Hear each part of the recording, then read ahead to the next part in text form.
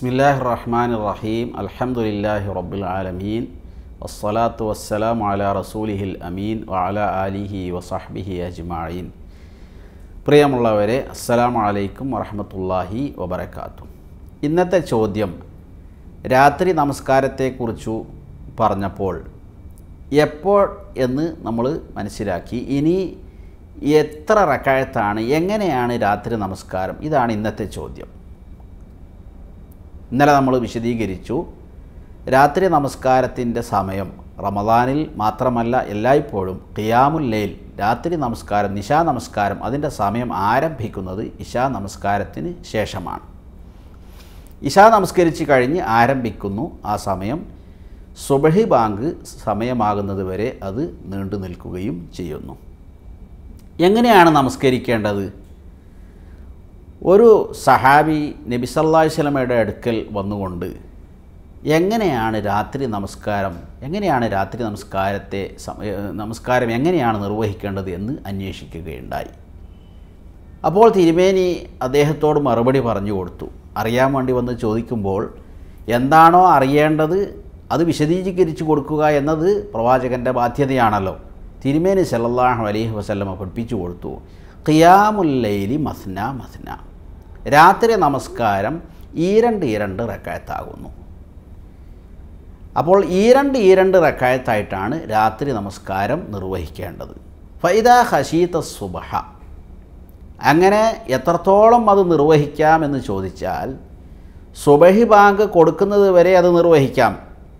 സുബഹി ബാങ്ക് കൊടുക്കും, സമയമായിട്ടുണ്ട് എന്ന് ആശങ്കിക്കുന്ന സന്ദർഭത്തിൽ ഒരു റക്അത്ത് ഫഔത്തിർ ബിവാഹിദ, ഒരു റക്അത്ത് നമസ്കരിച്ച് നീ അവസാനിപ്പിക്കുക.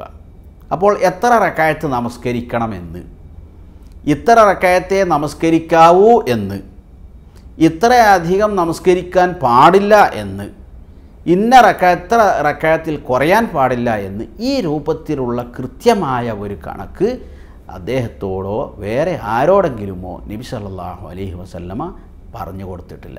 അദ്ദേഹം വന്ന് ചോദിച്ച സ്ഥിതിക്ക് ഇത്ര റക്അത്തെ പാടുള്ളൂ എങ്കിൽ കൂട്ടാനോ കുറക്കാനോ പാടില്ലാത്ത ഒരു റക്അത്തിൻ്റെ എണ്ണം ആ രാത്രി നമസ്കാരത്തിന് ഉണ്ടായിരിക്കെ തിരുമേനി അത് വിശദീകരിച്ച് കൊടുക്കാതിരിക്കുക എന്നത് ഒട്ടും സംഭവ്യമല്ല.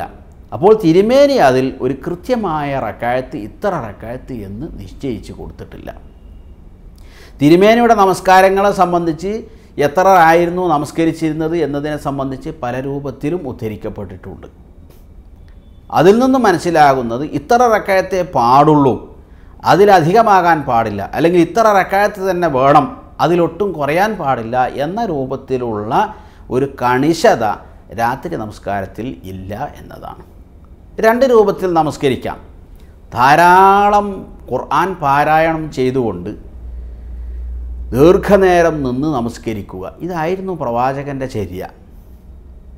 തിരുമേനി സല്ലല്ലാഹു അലൈഹി വസല്ലമ 8 റക്അത്ത് നമസ്കരിച്ചു. 2 റക്അത്ത്, ഉടനെ 2 റക്അത്ത്, അങ്ങനെ 4 റക്അത്ത് ദീർഘനേരം നിന്ന് ഖുർആൻ പാരായണം ചെയ്യുകയും അതുപോലെ തന്നെ വളരെ ദൈർഘ്യമുള്ള റുകൂകളും സുജൂദുകളും ഒക്കെ നിർവഹിച്ച് തിരുമേനി നമസ്കരിക്കാറുണ്ടായിരുന്നു. പ്രിയ പത്നി പറയുന്നത് അതിൻ്റെ ദൈർഘ്യത്തെ സംബന്ധിച്ചോ അതിൻ്റെ മഹത്വത്തെ സംബന്ധിച്ചോ നിങ്ങൾ ചോദിക്കേണ്ട, അത്രയും വലിയ രൂപത്തിലായിരുന്നു അവിടുത്തെ നമസ്കാരം. അങ്ങനെ തിരുമേനി സല്ലല്ലാഹു അലൈഹി വസല്ലമ നമസ്കരിച്ച് കാലിലൊക്കെ നീര് വന്ന് തളം കെട്ടിയിരുന്നു എന്ന് ഹദീസുകളിൽ നമുക്ക് കാണുവാൻ സാധിക്കും.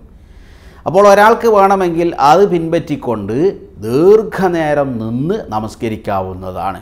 അങ്ങനെ അദ്ദേഹത്തിന് വേണമെങ്കിൽ 4 റക്അത്ത്, 6 റക്അത്ത്, 8 റക്അത്ത്, 11 വരെ അങ്ങനെ അദ്ദേഹത്തിന് അങ്ങനെ നമസ്കരിക്കാവുന്നു. ഇനിയും അതിലും അധികം വേണമെങ്കിൽ അവിടെ ഊന്നൽ നൽകുന്നത് ദീർഘമായി നിന്ന് ഖുർആൻ പാരായണം ചെയ്യുക എന്ന്.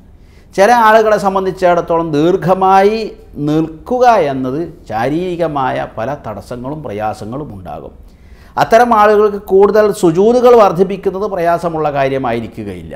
അപ്പോൾ അവരെ സംബന്ധിച്ചിടത്തോളം നല്ലത് നൃത്തത്തിൻ്റെ ദൈർഘ്യം കുറച്ച് റക്അത്തുകളുടെ എണ്ണം കൂട്ടുക എന്നതാണ്. അപ്പോൾ അത്രയും സുജൂദുകൾ ചെയ്യുമ്പോൾ അള്ളാഹുവുമായി ഒരു വിശ്വാസി ഏറ്റവും അടുത്താകുന്നത് അവൻ സുജൂദിലായിരിക്കുമ്പോഴാണ് എന്നും നബി സല്ലല്ലാഹു അലൈഹി വസല്ലമ പഠിപ്പിച്ചിരിക്കുന്നുണ്ട്. ധാരാളം സുജൂദുകൾ നിർവഹിക്കാൻ, റകഅത്തുകളുടെ എണ്ണം വർദ്ധിപ്പിച്ച് നൃത്തത്തിൻ്റെ ദൈർഘ്യം കുറച്ച് അങ്ങനെയും ഇതിനെല്ലാം പറ്റുന്ന രൂപത്തിലാണ് നബി സല്ലല്ലാഹു അലൈഹി വസല്ലമ രാത്രി നമസ്കാരത്തെ സംബന്ധിച്ച് വിശദീകരിച്ചിട്ടുള്ളത്.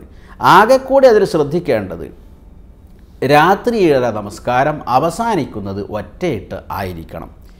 ഒരിക്കൽ ഒരാൾ ഒറ്റയാക്കി അവസാനിപ്പിച്ച് കഴിഞ്ഞ് വീണ്ടും അദ്ദേഹത്തിന് നമസ്കരിക്കണമെന്ന് തോന്നിയാൽ അദ്ദേഹത്തിന് നമസ്കരിക്കുന്നതിന് തടസ്സമൊന്നുമില്ല.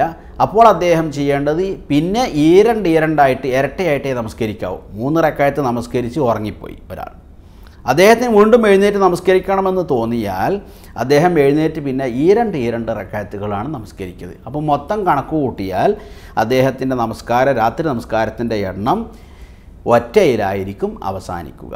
ഇനി അതല്ലെങ്കിൽ ഒരാൾ രാത്രിയിൽ കുറച്ച് നമസ്കരിച്ച് പിന്നെ ഒരല്പം കിടന്നുറങ്ങിയതിന് ശേഷം വീണ്ടും എഴുന്നേറ്റ് നമസ്കരിക്കണമെന്ന് നേരത്തെ കാലത്തെ അങ്ങനെ ശീലമുള്ള ഒരാളെ സംബന്ധിച്ചിടത്തോളം അദ്ദേഹം ആദ്യം അവസാനിപ്പിക്കുന്ന സന്ദർഭത്തിൽ ഒറ്റയിൽ അവസാനിപ്പിക്കാതിരിക്കുക. 4 റക്അത്തോ 8 റക്അത്തോ നമസ്കരിച്ച് അദ്ദേഹത്തിന് ഉറങ്ങാവുന്നതാണ്. അല്ലെങ്കിൽ നമസ്കാരം അപ്പോൾ അത്രയും നിർത്തിവെക്കാവുന്നതാണ്. പിന്നെ ഉറങ്ങി എഴുന്നേറ്റോ വേറെ എന്തെങ്കിലും പരിപാടികളൊക്കെ കഴിഞ്ഞ് വന്ന് വീണ്ടും നമസ്കരിക്കണമെന്ന് തോന്നിയാൽ ഏറ്റവും അവസാനത്തിൽ ഒറ്റയായി 1 റക്അത്ത് നമസ്കരിക്കുക എന്നതാണ് കൂടുതൽ ഉത്തമമായിട്ടുള്ളത്.